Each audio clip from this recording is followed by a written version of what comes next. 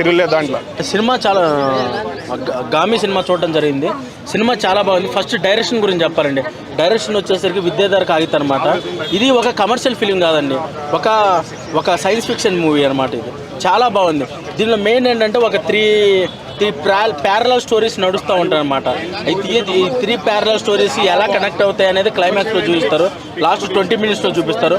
First ఈ cinema మెయిన్గా మనము డైరెక్టర్ గురించి పొగడాలన్నమాట. డైరెక్టర్ విద్యాధర్ కాగిత అని చెప్పేసి కొత్త డైరెక్టర్ అనమాట. కొత్త డైరెక్టర్ అయినా కూడా చాలా బాగా తీశాడు.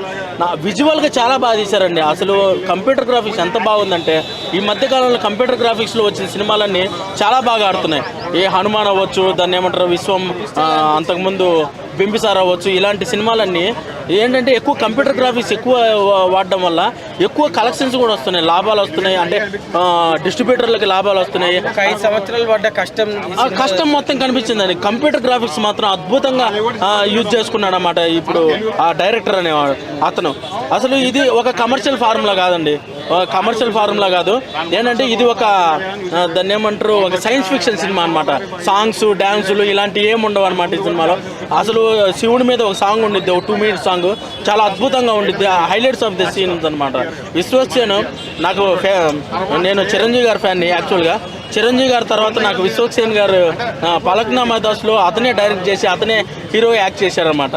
ఆ సినిమా చూస్తే అసలు గూస్ బంప్స్ అనమాట, చాలా బాగుంది. ఆ సినిమాతో అతని ఈ సినిమాలన్నీ ఫాలో అవుతున్నాను అనమాట. అంటే ఇతను కొత్తగా అప్పట్లో ఇంత సినిమాలు ఏం తీసేవాడు కాదు. అతను డెబ్యూటెంట్ అనుకుంటా అప్పట్లో. ఓవరాల్గా సినిమా హిట్ సినిమా బ్రో. దాన్ని ఏమంటారు ఆ 2 మినిట్స్ శివుని మీద సాంగ్ ఉండిద్ది. ఆ సాంగ్ అయితే సినిమాకే హైలైట్ అనమాట.